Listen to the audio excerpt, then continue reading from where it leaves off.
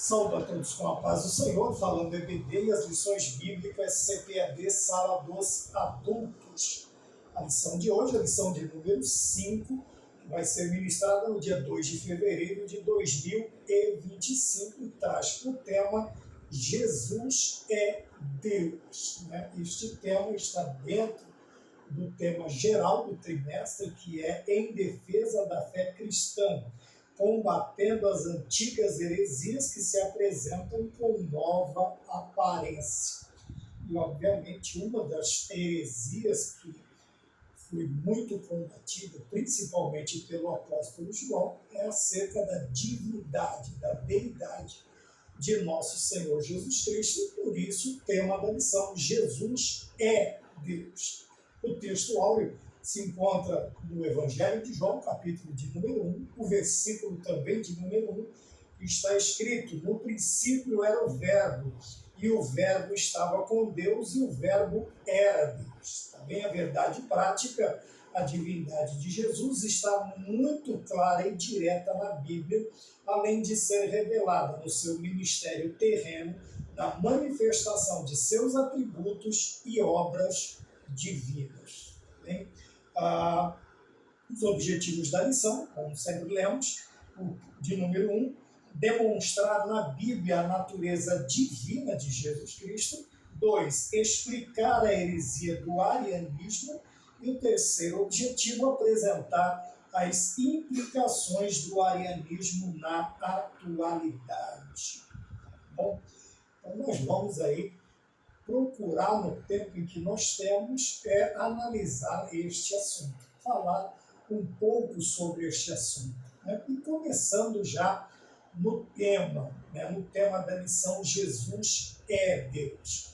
Propositalmente, nós analisamos esta frase e quando nós empregamos o verbo ser, quer dizer, do verbo ser, nós estamos falando de alguém que possui identidade, particularidade ou capacidade característica ou própria de alguma coisa, de alguém. No caso, Jesus Cristo é Deus. Então o verbo aqui, ele está nos trazendo a ideia de que o Senhor Jesus Cristo, ele tem a identidade, ele tem particularidade ou a capacidade inerente, quer dizer, característica ou própria de Deus. Quando nós olhamos para a pessoa bendita de nosso Senhor Jesus Cristo, nós, no decorrer disso, nós vamos ver dentro da verdade prática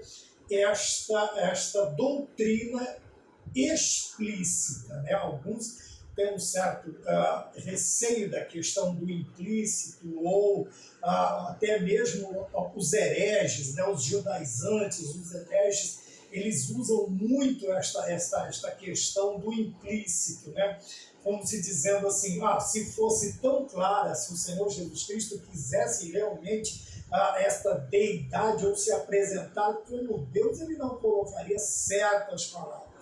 Porém, quando nós vemos a manifestação do Filho de Deus em carne, quer dizer, na encarnação do Verbo, ele não usurpou o ser igual a Deus. Porém, ao entregar a sua vida e retornando a sua glória, ao seu lugar, ao seu trono de glória, ele volta à sua deidade. Não é que ele perde, ele simplesmente não utiliza na intenção de usurpar, de tomar o lugar de Deus, vamos assim dizer, pela ideia que nós temos na Bíblia. Veja bem, quando olhamos para o texto áureo, João, ao escrever, por que nós vemos todo este estudo baseado principalmente no Evangelho de João?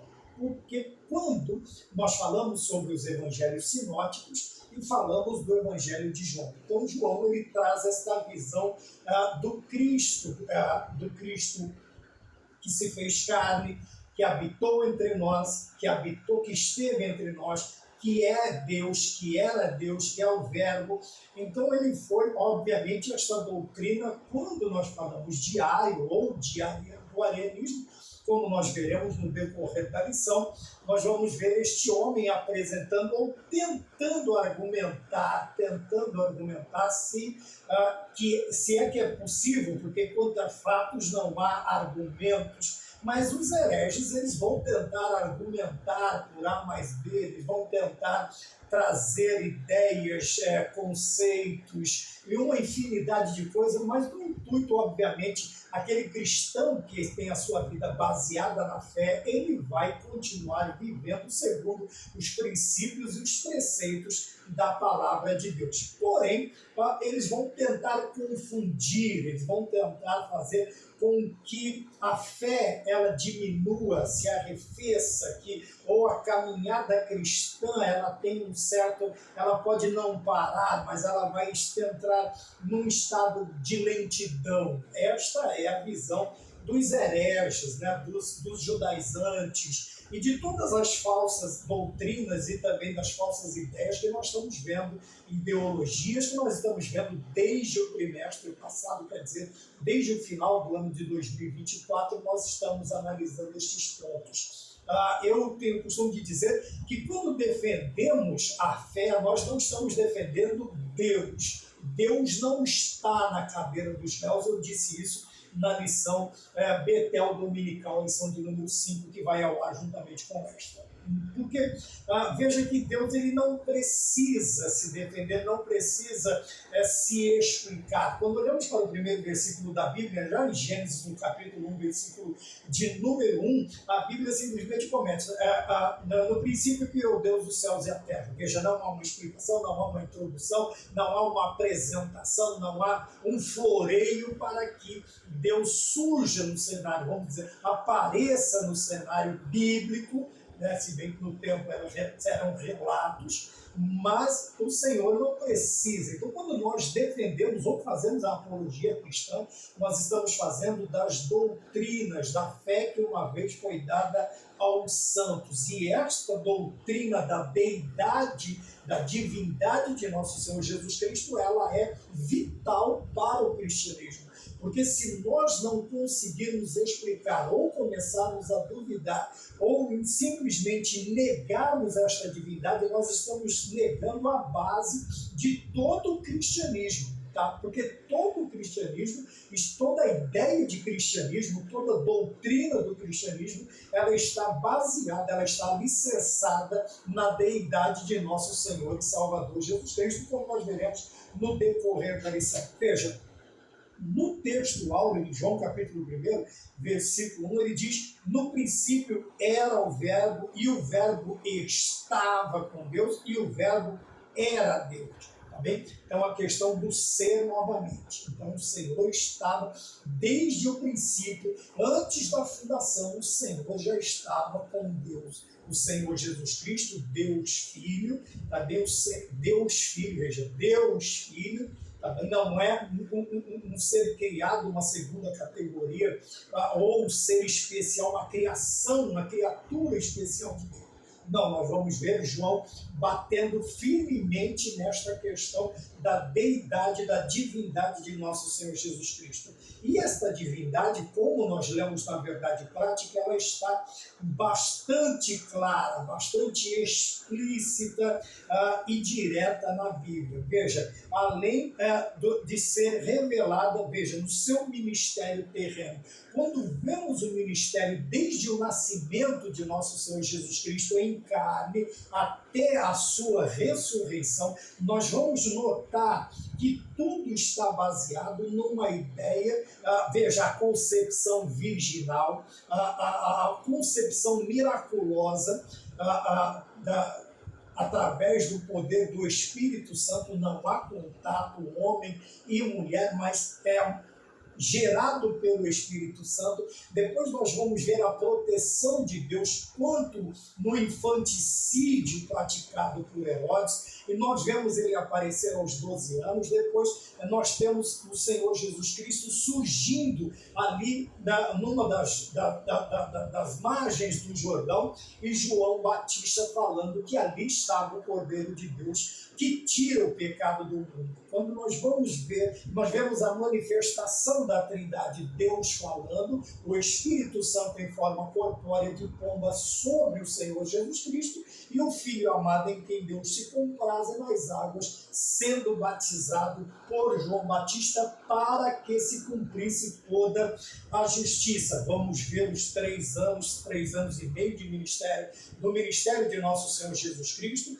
os milagres, nós vamos notar, veja, revelado em seu ministério terreno, tá bom? E também na manifestação de seus atributos e obras divinas também. Então vamos colocar já nesta questão do ministério terreno as obras, que ela começa no capítulo 2 de João, quando o Senhor, no casamento em Caná da Galileia, ele transforma água em vinho. Nós vemos todas essas características, esses atributos.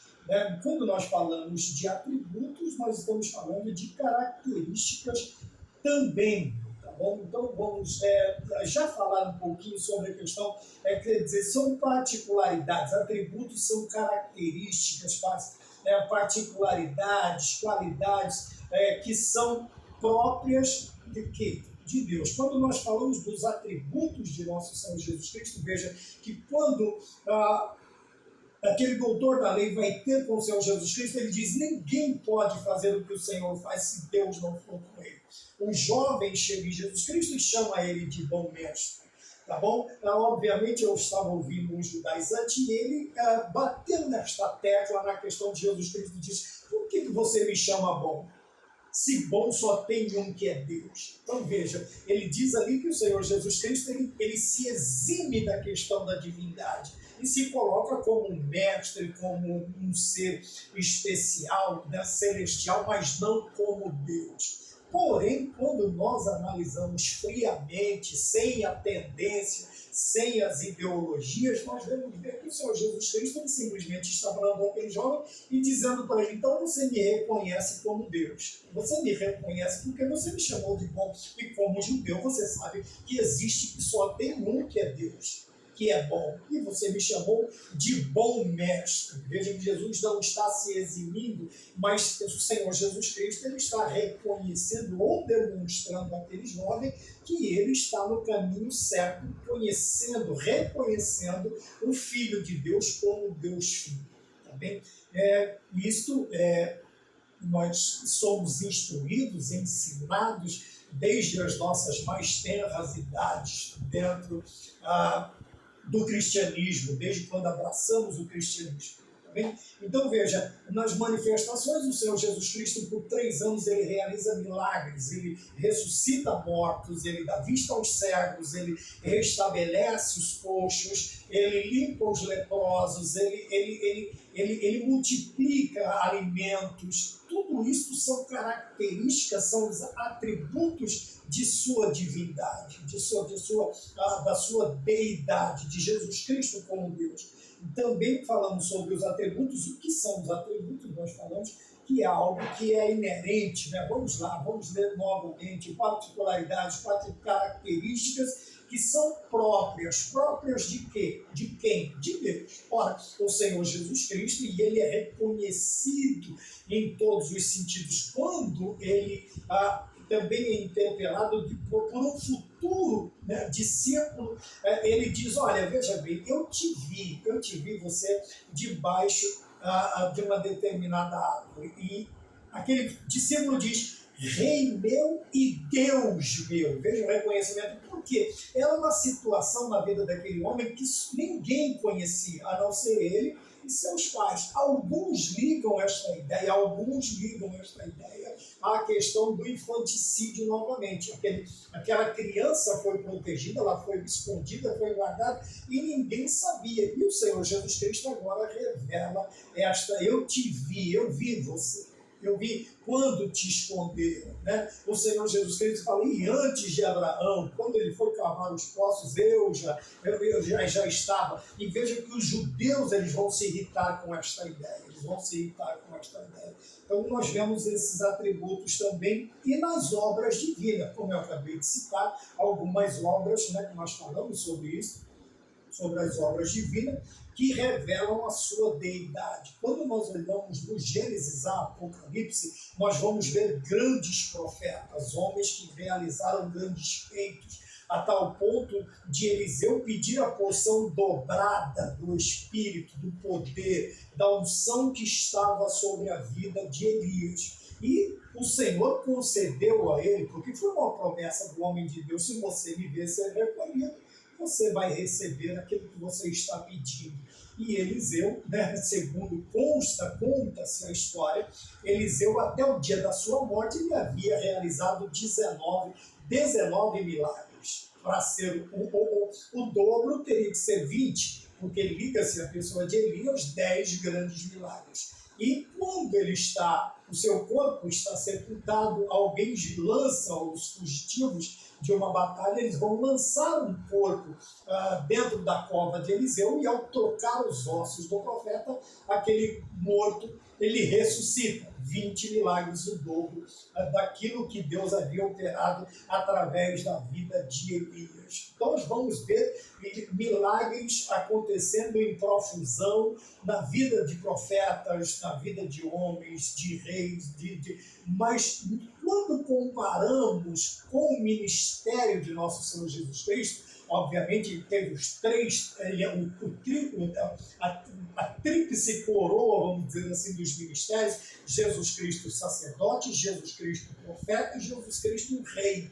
Tá bem? Jesus Cristo rei. E nós vamos ver que a atuação dos milagres na vida de nosso Senhor Jesus Cristo é totalmente diferente. Não dá para comparar. Não dá para comparar em grandeza, em realizações. E assim nós vamos ver por que existe essa particularidade especial nas obras divinas, ou nas obras dentro do ministério terreno de nosso Senhor e Salvador Jesus Cristo. Tá bom? Quando nós olhamos em João capítulo 1, do versículo 1, depois vamos para o capítulo, os versículos 4, 9 até o 14, eu gostaria de separar também, analisar. Quando João vai falar de Cristo, veja o versículo 2, ele diz: ele estava no princípio. Quando nós usamos esta palavra, nós estamos falando de uma pessoa, de quem se fala. Quer dizer, a questão aqui é da pessoa, da personalidade, combatendo outras heresias que o Senhor Jesus Cristo não existiu, era uma ideia, ou separando Jesus humano do Cristo divino. Mas aqui João ele vai sempre bater nesta tecla, trazendo a questão de Jesus ser Deus. Tá bem? Nós vemos no versículo 2, nós vamos ver todas as coisas foram feitas por ele, e sem ele nada do que foi feito se fez. Então nós vamos vê-lo desde o princípio, antes da fundação do mundo. Quando nós olhamos no versículo de número 10, diz: ele estava no mundo e o mundo foi feito por ele. Olha que situação interessante. Não tem conta. Por isso que eu disse que contra fatos não há argumentos. E quando nós analisamos, porque a Bíblia é nosso livro de regra de fé, se você também for debater, vão vir os relativistas, aquelas pessoas que tentam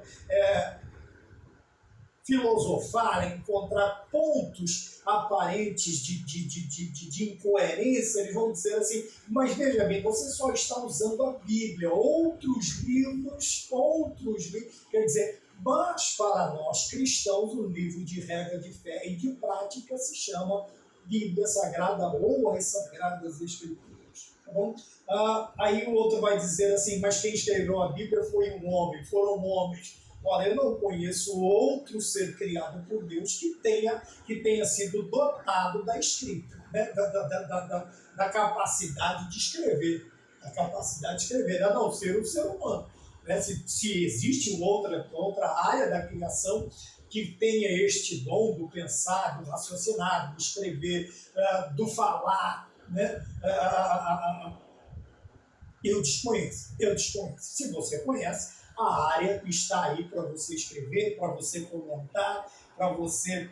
E quando quando nós falamos da divindade, nós não temos somente esta ideia, este conceito no Novo Testamento. Quando nós olhamos para Isaías, o profeta messiânico, não messiânico, mas messiânico de Messias, ele anuncia a vinda de nosso Senhor Jesus Cristo cerca de 730, 740 anos antes do seu nascimento. Veja, e este nascimento é um nascimento miraculoso. Tá? Como eu disse no início, o ministério do nosso Senhor Jesus Cristo, ele apresenta estas particularidades. O seu nascimento virginal, e a sua concepção divina pelo Espírito Santo. Então, desde o seu nascimento, nós vamos ver características e particularidades que identificam o Senhor Jesus Cristo como Deus.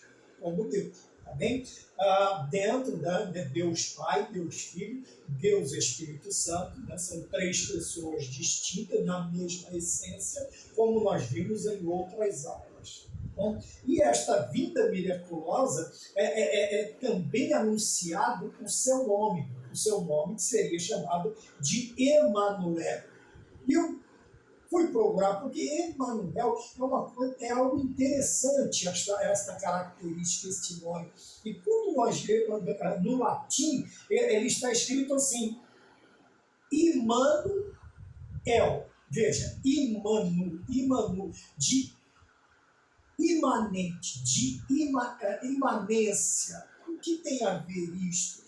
Veja, quando fala de Deus conosco, ele está falando de um Deus que ele vem. Quando nós vemos Isaías 57, no versículo 15, Isaías diz assim, ele habita num alto e sublime trono. Isso fala da transcendência. Então Deus está num lugar que nós, seres humanos, não conseguiremos, por mais que tentássemos, alcançá-lo.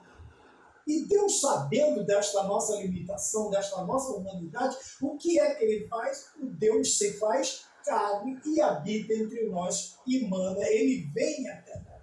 Ele vai vir até nós, ele está agora, ele nasce, né? Ele nasce da Virgem Maria e agora Deus, ele encarna e está no meio de nós. Então, fala da imanência, da transcendência, nós não podemos alcançá-lo de forma alguma, porque somos seres humanos limitados, limitadíssimos, por que não dizer, mas o Senhor, entendendo e compreendendo a nossa necessidade, ele vem até nós. É por isso que quando pensamos na obra salvífica, redentora de Deus, nós nunca pensamos que o homem pode fazer alguma coisa para ajudar Deus ou para melhorar a sua salvação. Não podemos, não tem como. Mas sempre olhamos para este ponto maravilhoso, que Deus se fez carne, ele veio até nós, ele esteve no meio de nós, ele pisou nas nossas ruas, ele se alimentou dos nossos alimentos, ele sentiu as nossas necessidades, para que, como diz o escritor aos Hebreus, nós pudéssemos alcançar socorro em momento oportuno, nós fôssemos ousadamente à sua presença para encontrar o socorro de um Deus que viveu e sentiu as nossas dores, as nossas misérias, com uma diferença: ele não peca, ele não pecou. Então, quando nós olhamos a divindade de Cristo, ela é revelada em toda a Bíblia. Também não somente no Novo Testamento. O Senhor Jesus Cristo não passa a existir depois do seu nascimento, da sua encarnação, mas o Deus Filho já está antes da criação. Antes da criação, o Verbo está com Deus, o Logos, a palavra já está com Deus. Também, quando nós falamos também desta questão, nós falamos sobre a veracidade de Cristo e o que é crucial. Por que o que é crucial, o que é de fundamental importância é nós conhecermos a palavra encarnada. Quer dizer, nós conhecermos Cristo, o Senhor Jesus Cristo. Porque quando olhamos para o Senhor, quando olhamos para Cristo, ele era a própria palavra. Ele diz: eu sou a verdade. Eu sou a verdade. Quando ele fala com o Pai a respeito de nós, ele diz: Pai, santifica-os na verdade, a tua palavra é a verdade. tá bem? E o Senhor Jesus Cristo, ele diz, eu sou o caminho, a verdade e a vida, tá bom? João 17 vai dizer esta oração de Cristo por nós, santifica-os na verdade, a tua palavra é verdade. Então, é crucial, é fundamental, é vital que nós conheçamos a palavra encarnada. Quer dizer, que nós conheçamos Cristo através do quê? Das Sagradas Escrituras. Tá bom? Como eu estou, há uma preocupação crescente, porque as pessoas estão deixando de analisar, de estudar, de ler a Bíblia para estar somente ouvindo. Tá bem? Existem muitos bons ensinadores, muitos bons pregadores, mas existe uma gama muito grande de pessoas que subvertem, que misturam a palavra, como disse o apóstolo Pedro, para que nós buscássemos o puro leite não misturado, não falsificado, não adulterado. E o que nós temos visto hoje em dia é que muitos procuram modificar, para aparentemente melhorar a palavra, para que ela se torne aceitável, como se Deus também precisasse. Outra coisa interessante, a gente vê nas redes sociais, colocar versículo com foto de pessoas famosas, atores, atrizes, sei lá, de Hollywood, do que quer que seja, como se a palavra de Deus precisasse disso, ou que estes homens e mulheres eles aferissem algum tipo de credibilidade, Ora, e nós sabemos que não é assim que funciona. Não é assim que funciona. Porém, o homem ele vai criando seus meios, seus métodos, para ver se a palavra de Deus tem uma aceitação maior. Mas temos que entender também que muitos recusarão a palavra, assim como fizeram com Cristo, mesmo no seu ministério, ele mostrando a sua deidade, a sua divindade através de suas obras, os homens o rejeitaram. Ele veio para os seus, que está aqui no versículo de número 11, que nós lemos do capítulo 1 de João, ele veio para os seus, mas os seus não receberam. Veja, porque a visão que os judeus tinham do Messias era completamente diferente, uma interpretação, e eles interpretam isso até hoje erroneamente, tanto é que não há ainda o Messias. Jesus Cristo não é o Messias prometido. Eles esperavam um Messias sentado, montado num cavalo de batalha, que destituísse o governo romano e devolvesse a glória de Israel. Porém, o Senhor Jesus Cristo, ele mesmo diz, o meu reino não é deste mundo, ele vem para restaurar toda a glória, não somente de Israel, mas restaura a natureza, restaura a igreja, salva a igreja, restaura a Israel, mas ele diz, o meu reino não é daqui. Tá bem? Então, quando vemos a leitura no Apocalipse, nós vamos ver algo interessante, a restauração dos 144 mil das 12 tribos, 12 mil de cada tribo, das 12 tribos, fazendo aí um total de 144 mil. Ora, 144, a raiz quadrada é 12, né? 12. Então, são 144 mil, são 12 mil de 12 tribos, 12 vezes 12. Tá bem? Então, quando nós olhamos, nós vemos que até hoje os judaizantes, eles interpretam isto errado. Eles interpretam, apesar de alguns, não todos, mas alguns se colocam numa posição que chega a impressionar, a jactância, só eles que podem, porque foram eles que escreveram, porque foram eles que viveram, porque foram... E o cidadão nem lá esteve, nem lá estava. Ele foi também acompanhando a narração, assim como nós, através das Sagradas Escrituras, e eles com sua Bíblia, o Taná, o livro que eles acompanham. Tá bom? Vejam, todas as vezes eu não estou falando mal de Israel, não estou falando mal dos judeus, pelo contrário, haja paz sobre Israel, que Deus abençoe, que os inimigos de Israel caiam por terra, mas a religiosidade ela é nociva. Sempre foi. Era um embate muito grande entre Cristo e sacerdotes, e sumos sacerdotes, e os apóstolos, e assim sucessivamente. Por quê? Eles têm essa visão da exclusividade, porque foram chamados em Abraão. Eles dizem, isso é o Senhor Jesus Cristo, disse, não saiam por aí dizendo que são filhos de Abraão. Porque se Deus quiser, ele suscita filhos de Abraão até dessas pedras. Tá bem? Então nós precisamos sempre tomar cuidado com isso. Apesar de o nosso amor Por isso não confere, nascer, né, judeu não confere nenhuma, como que eu vou dizer, nenhum privilégio, nenhuma diferença na questão da salvação. Precisam aceitar a Jesus como Salvador e precisam entregar a sua vida a Cristo Jesus. Tá bom? E aquele Messias que para eles ainda não veio. Tá bom? Então nós vemos a verdade em Cristo Jesus. Se Jesus Cristo é verdade, nós precisamos fazer o quê? Buscar o conhecimento da palavra encarnada. Tá bom? Porém, outra observação que nós precisamos fazer, e nós temos, tudo isso está na lição, você não precisa, sabe, você tendo curiosidade, tudo isso está na lição, está na revista, são revistas maravilhosas, tanto da CPAD quanto da Betel, são lições que acho que nós trabalhamos, tem outras editoras também, né, de cunho evangélico, que são muito boas, tá bem? Mas essa nós trabalhamos com elas, são lições que se fôssemos mesmo analisar todas as 13 lições, 3 meses não daria, nós não teríamos condições de fazer isso. Nós precisaríamos de muito mais, tá bem? Por isso, a divindade de Cristo ela precisa ir além da concepção teológica. O que isto quer dizer? Que eu não posso ficar somente no campo do pensamento, no campo da contemplação. Não, veja, primeiro, sobre a divindade de Cristo. Como eu devo agir? Primeiro, devemos viver em coerência com os ensinamentos dele. Veja, agora nós vamos manifestar através de obras, através da nossa vida, das nossas ações, porque a divindade de Cristo. 2, seguirmos os seus passos.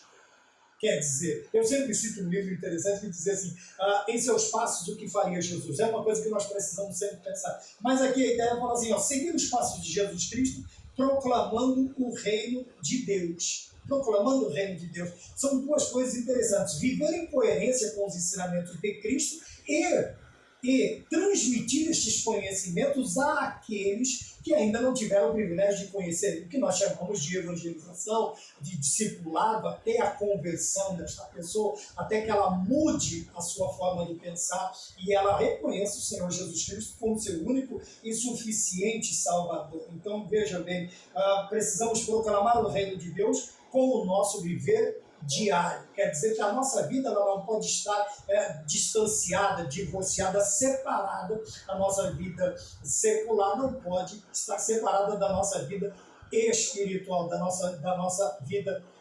Eu não quero usar o termo religiosa, vou usar a nossa vida espiritual. Também, então, nós precisamos manifestar essas duas ideias. Coerência com os ensinamentos de Cristo, do Deus Filho, e também proclamarmos este conhecimento. Também porque senão não haveria razão de nós termos este conhecimento do Senhor nos ensinar, nos transmitir, fazer com que nós conhecêssemos toda esta maravilhosa doutrina dentro das Sagradas Escrituras. Na introdução, eu separei aqui uma questão interessante que o escritor ele traz a ideia, né?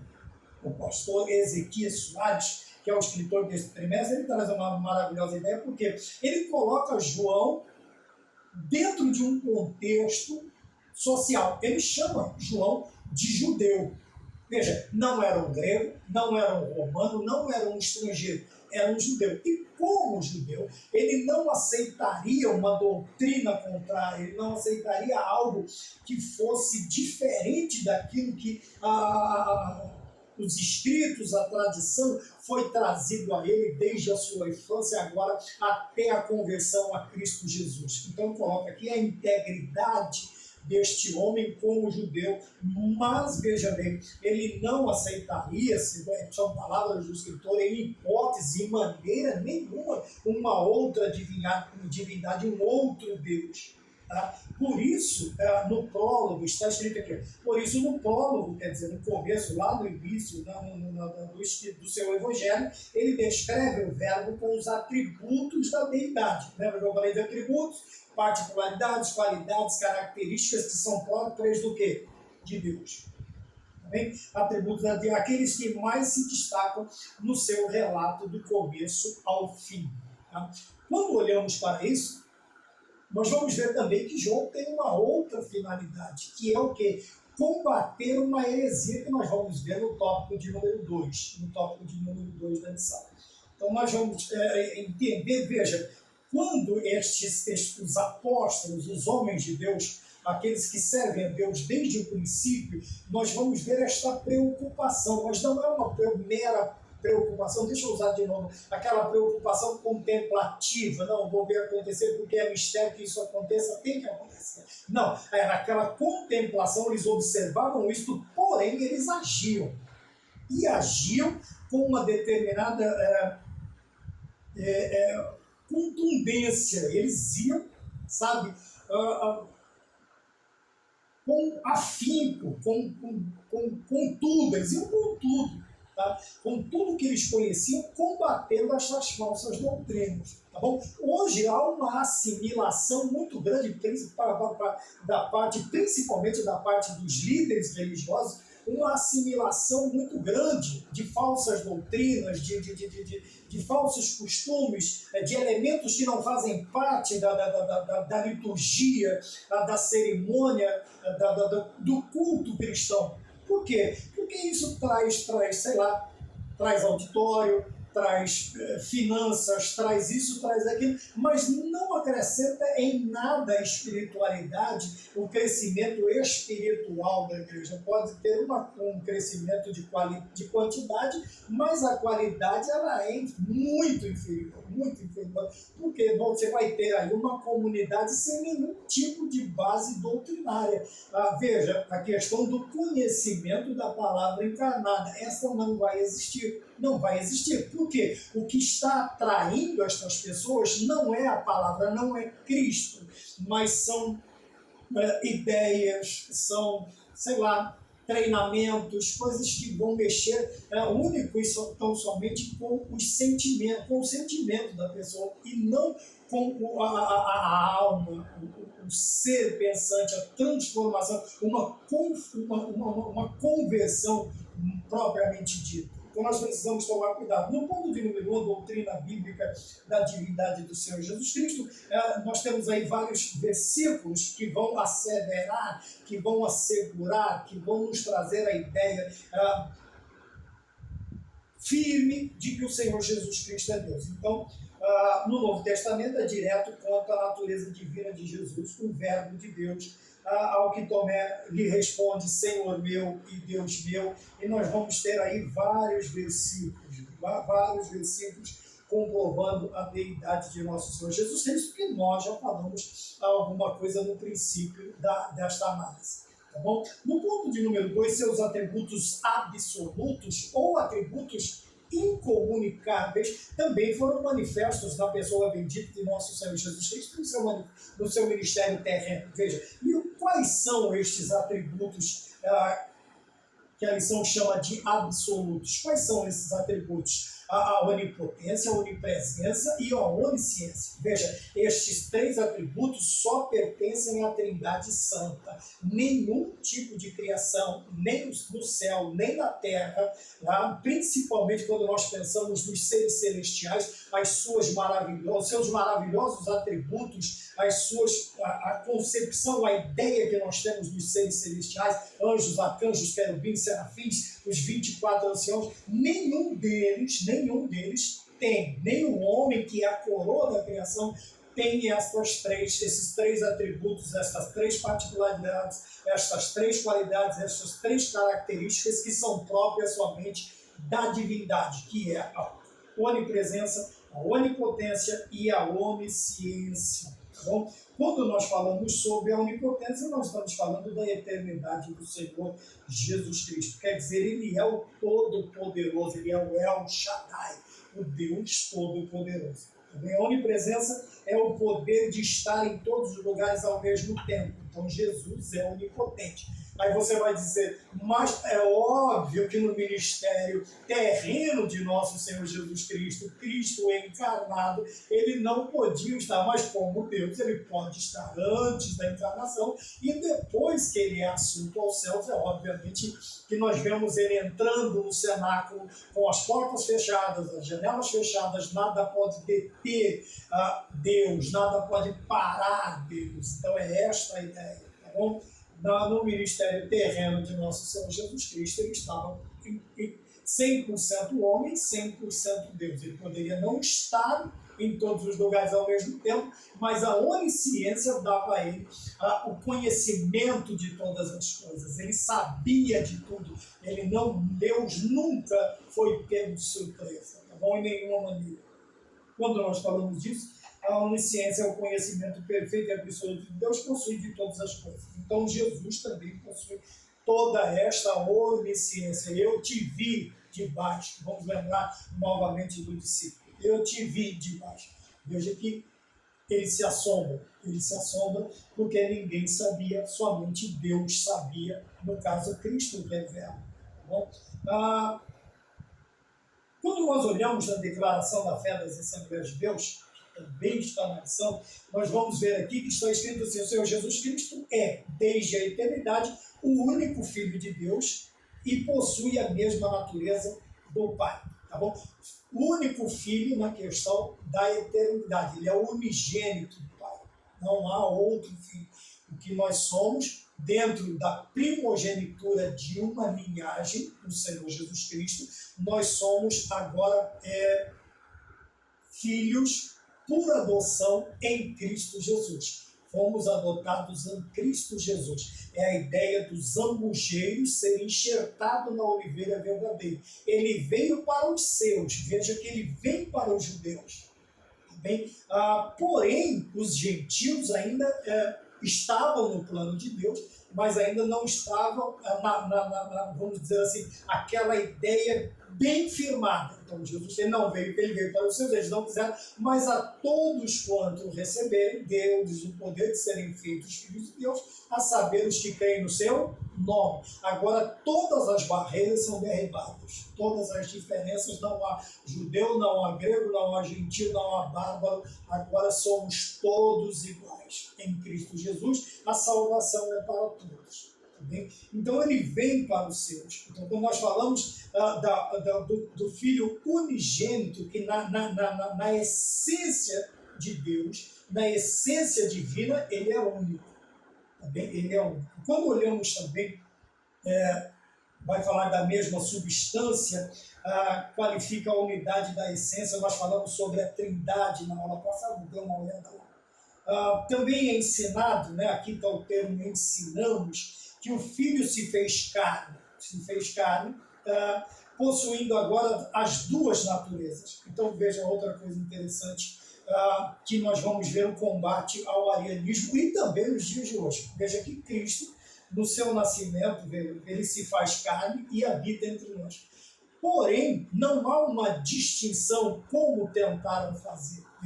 Ele é 100%, ao mesmo tempo, ele é 100% homem e 100% Deus. Como Deus, ele enxuga lágrimas. Como homem, ele chora a morte do seu amigo, mesmo sabendo. Vejam, vamos pôr um ponto aqui. Porque as lágrimas de Cristo em João 11:35 não é por causa da morte de Lázaro. As lágrimas é por causa da incredulidade do povo. Veja, já é de 4 dias, já está fedendo isto, e isto incomodou Cristo, incomodou Jesus, ao ponto dele chorar. Ele disse: tirem a pedra, só tirem a pedra. Mas já é de 4 dias, quer dizer, as tradições nos dizem, a tradição nos diz que não pode haver milagre, mas Jesus Cristo não está preso a tradições, não está preso a concepções humanas, pelo contrário, ele é Deus. A tal ponto de alguém já em algum estado de putrefação voltar à vida. E quem é que pode restaurar a vida, senão aquele que dá a vida, que é Deus? Outro não pode, ninguém consegue, somente Deus. Tá bom? Então nós vemos aí as duas naturezas, tanto a humana quanto a divina. Jesus Cristo é 100% homem e 100% Deus. Esta ideia, ela vem desde o Antigo Testamento, quando olhamos já no Êxodo, quando Moisés edifica o tabernáculo móvel, ou depois Salomão constrói o templo fixo, né? O templo como nós conhecemos, fixo, estabelecido no monte, construído. Nós vamos ver ali também a ideia, né, do Cristo que tem as duas naturezas. Nós vamos ver em vários elementos. Tá bom? Já falamos da concepção virginal, né? A concepção da Virgem Maria, esta concepção por obra maravilhosa e miraculosa do Espírito Santo. E, como eu também já disse, a declaração de fé das Assembleias de Deus nega a ideia de que Cristo ele passa a ter vida, a existir após o nascimento, a encarnação. Não, ele existe desde o princípio. Tá bom? Agora ele tem um propósito para vir até nós. Ele vem até nós para ser o Cordeiro de Deus que tira o pecado do mundo. Não poderia. Senão estaríamos sacrificando cordeiros até os dias de hoje e precisaremos de alguém estar no Santo dos Santos uma vez por ano para oferecer sacrifício tanto por ele. Mas Jesus Cristo entrou uma só vez no Santo dos Santos de uma vez por todas de obra. Nós não precisamos mais. Então, vamos dizer assim, de um homem, de um sacerdote que interceda, né? Lógico que todos nós temos a ideia do sacerdócio geral e também o sacrifício de animais, porque nós fomos comprados não por sangue de bodes ou de touros, ou por pedras, ou por materiais preciosos, mas pelo precioso sangue de nosso Senhor e Salvador Jesus Cristo, o Cordeiro de Deus. Então, ele derrama o seu sangue por nós, tá bom? Gerado. Então, nós temos aqui a autoexistência também de Deus, é colocado na declaração de fé, e dentro desta autoexistência, dentro desta deidade, dentro desta divindade, tem a ideia também da obediência. Veja, quando nós olhamos o ministério terreno de Cristo, nós vamos ver obedecendo os mínimos detalhes. Quando João Batista olha para ele e diz assim, eu preciso ir até você, e você vem até mim. Jesus Cristo olha para ele e diz assim, olha, importa que nós cumpramos a justiça. Vamos fazer tudo o que está determinado pela lei. Para quê? Para que o inimigo das nossas almas, ou mesmo assim já tem alguns, há algum tempo dizendo que Cristo falhou na sua obra por causa disso, daquilo, quer dizer, são pensamentos lunáticos, né? São coisas que são inconcebíveis quando você ouve, chega a beirar o ridículo determinadas declarações. Mas Jesus Cristo ele olha para João Batista e para todo o sistema para cumprir até, como diz, veja, ele mesmo diz assim, não passará um tio da palavra sem que ela se cumpra. Se ele disse isso da palavra, ele também tem a responsabilidade agora de satisfazer a lei ponto por ponto, vírgula por vírgula, ponto e vírgula por ponto e vírgula. Então Jesus Cristo vem e esta sujeição, esta obediência ao plano de Deus, ela é uma obediência voluntária. Ela é uma obediência voluntária. Veja, e esta obediência vai levá-lo à morte, e morte de cruz. Uma morte, né, sofrida, dolorida.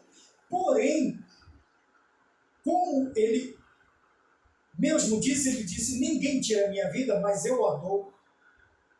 E logo depois eu vou retomá-la, eu vou trazê-la, eu vou pegá-la novamente, porque eu entreguei e a vida é minha, então eu vou tê-la de volta. E ele então ressuscita ao terceiro dia para quê?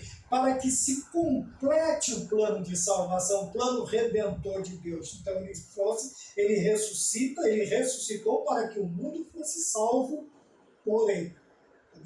Por ele. Então esta é a ideia que nós precisamos assimilar, asseverar, pregar, transmitir e acreditar. Porque senão nós vamos viver um evangelho dúbio, nós vamos viver um evangelho manco, um evangelho falso, um evangelho que não garante, que não nos dá certeza de salvação. Se nós não conseguirmos assimilar a doutrina da deidade, da divindade de nosso Senhor Jesus Cristo, veja, o apóstolo Paulo ele diz assim, se nós temos um Deus apenas para este mundo, quer dizer, se ele não é Deus, ou só para este tempo presente, nós somos os mais miseráveis do mundo, de todos os homens. Porque nós declaramos uma fé que nós não cremos, que nós não conseguimos assimilar. Não conseguimos. Ora, e Tiago diz que se eu sou falto de sabedoria, eu posso buscar em Deus que Ele tem em abundância e não lança no rosto. Tá bem? Então veja, quando nós olhamos tanto na revista, na Bíblia, que é a nossa, este é o livro principal, não pode haver nenhum substituto e não há nada que se iguale, nenhuma escrita, por mais bem feita, por mais elaborada que seja, nunca vai se igualar às Sagradas Escrituras, tá bem? Mas nós temos declarações, nós temos credos, nós temos estudos que vão nortear, que vão mastigar um pouco mais aquilo que nós precisamos aprender e assimilar a respeito da palavra de Deus, tá bem? Por que tudo isto? Por causa de uma heresia. E hoje não é diferente. Os hereges, os judaizantes, os falsos ensinadores, os falsos mestres, os falsos pastores, os falsos cristos, eles estão aí em larga escala. Veja, se no tempo de João já estava difícil, o que se dirá, né, nos nossos dias? E quando nós olhamos, eu sempre digo isso, quando nós olhamos para o passado, havia uma pequena, só tinha uma forma de você transmitir conhecimentos, era falando. Hoje nós temos uma ferramenta gigantesca que você alcança milhões de pessoas em tempos, num tempo que eu digo assim, cronômetro, em tempos muito hábil, muito rápido, você alcança muita gente. Bem, muita gente. E nós sabemos que o interesse de muitos pela verdade é difícil. Mas essas ilusões, fofocas, mexericos, mentiras, difamações, isso espalha que nem fogo em mato seco. Tá? Isso vai longe. Mas a verdade ela vai caminhando aí, né? Como disse Jacó no passo do gado, porque o interesse é bem menor. E desculpe-me, né, a sinceridade, até aqueles que deveriam estar interessados na verdade, nas Sagradas Escrituras, não demonstram tanto interesse.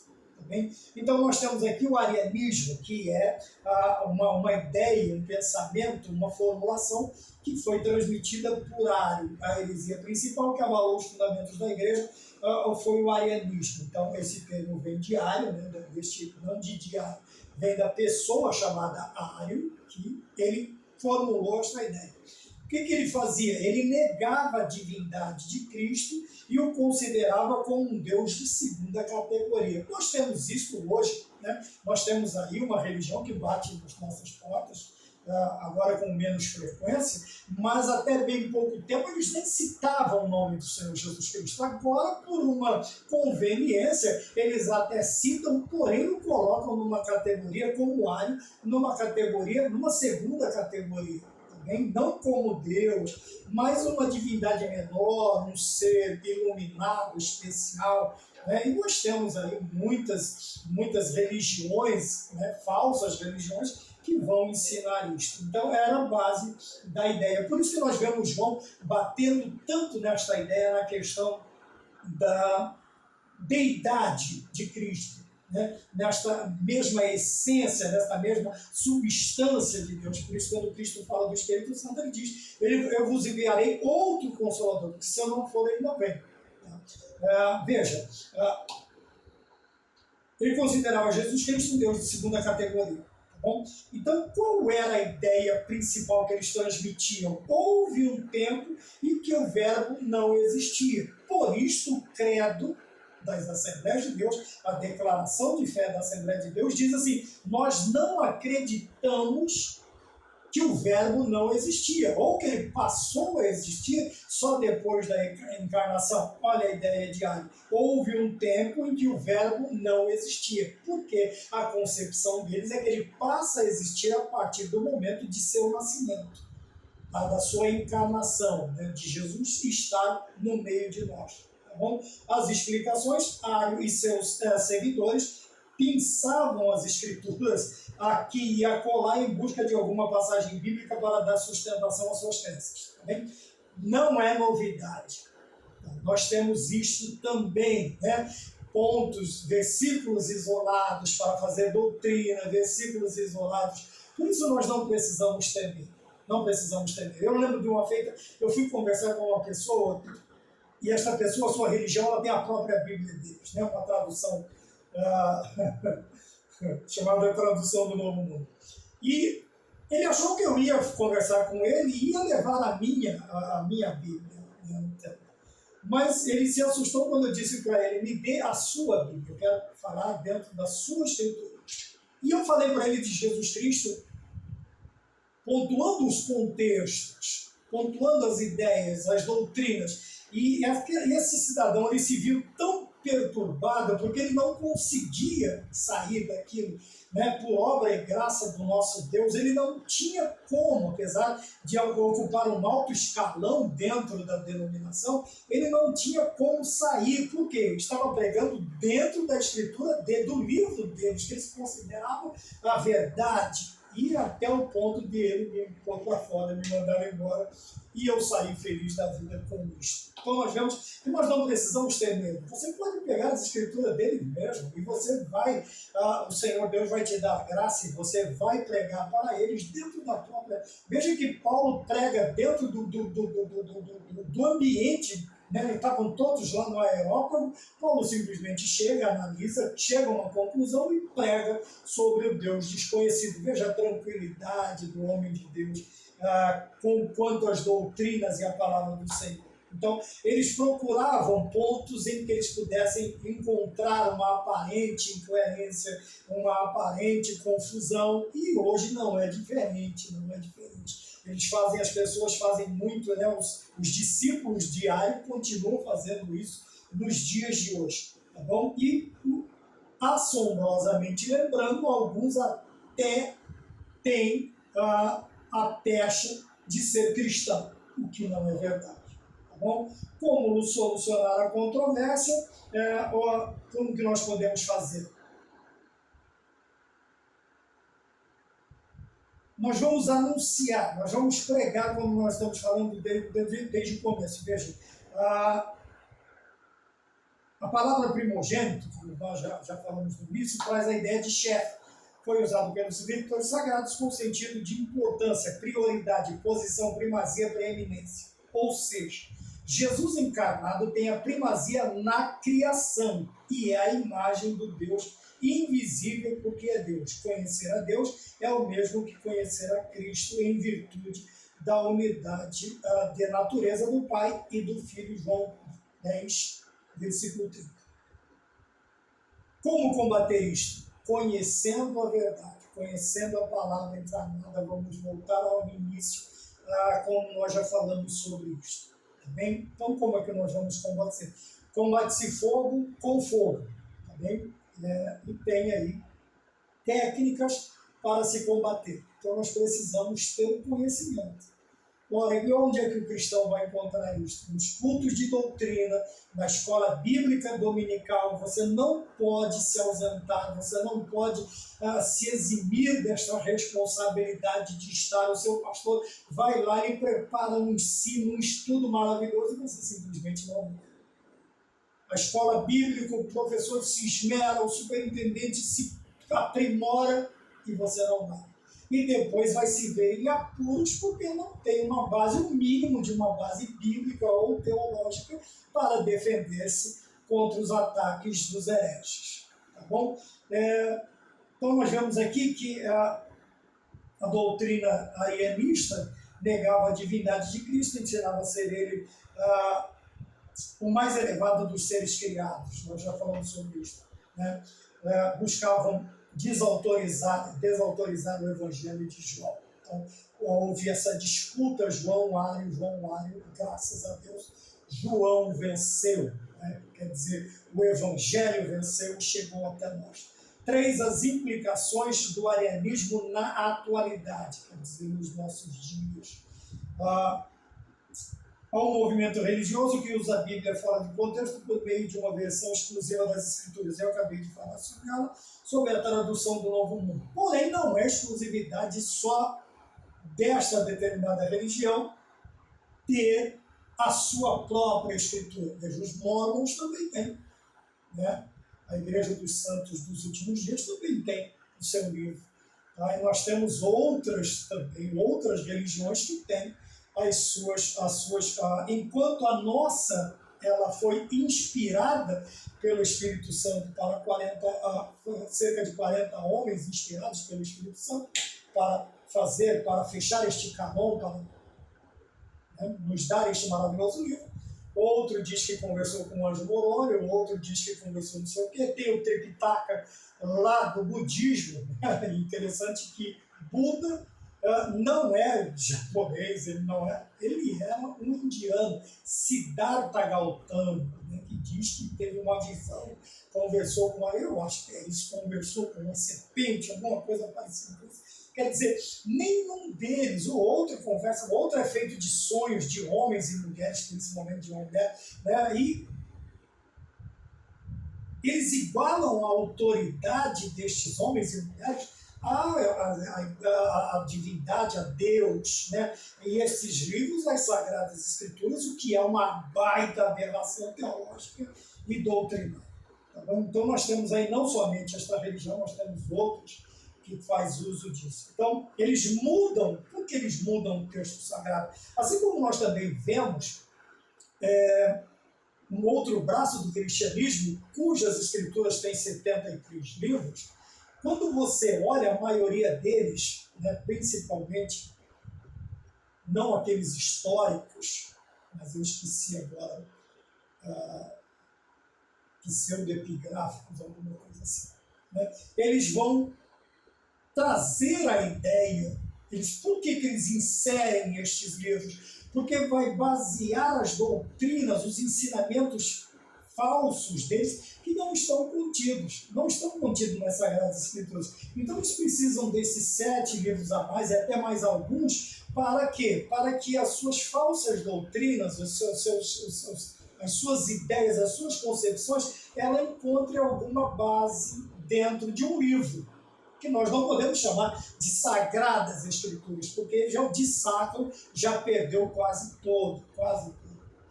Então mudam o texto sagrado acrescentando um do, onde não existe no texto grego, para desvincular a divindade de Jesus Cristo. Não somente nesse texto, mas outro texto interessante que eles fazem. Veja, na crucificação de Cristo ele tem dois malfeitores, um à direita e outro à esquerda. E um deles se arrepende e diz assim: Senhor, lembra-te de mim quando entrares no paraíso. Olha que coisa interessante, sutil, mas interessante. Veja, o que o Senhor Jesus Cristo diz? Ainda hoje te digo, vírgula, estarás comigo no paraíso. Quando eles pegam esta vírgula e eles mudam de lugar, o sentido da frase fica totalmente diferente.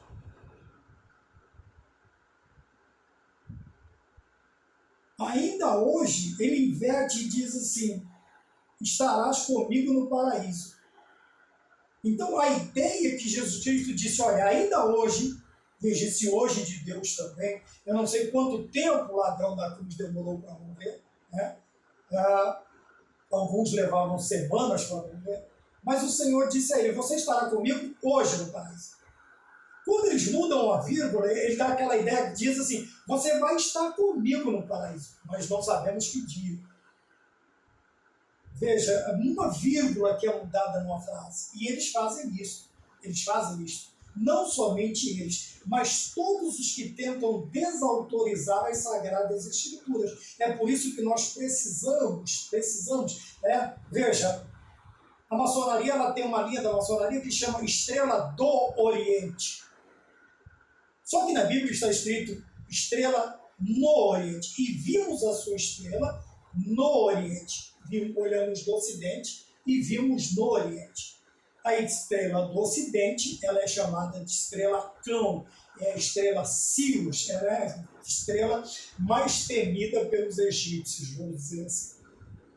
Então veja que uma simples mudança, uma vírgula, um do, um no, uma coisinha que parece inofensiva, ela altera todo o sentido, toda a ideia, todo o conceito que é transmitido por aquilo que está escrito. Então nós precisamos tomar cuidado. Tá bem? Veja, mudar um texto sagrado acrescentando alguma coisa onde não existia. Tá bem? E é por isso que um número gigantesco de uma versão desta tradução do Novo Mundo, ela teve que ter sido tirada de circulação. Por quê? Porque eles usam Jeová, eles usaram Jeová no Novo Testamento.